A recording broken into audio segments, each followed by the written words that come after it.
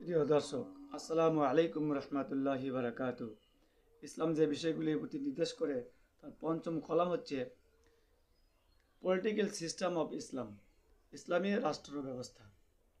আল্লাহ পাক বলেন, আলা আলা লাহুল খুলকু আল আমরু, সৃষ্টি যার, আইনও তার। সূরা আরাফ 54 নম্বর আয়াত।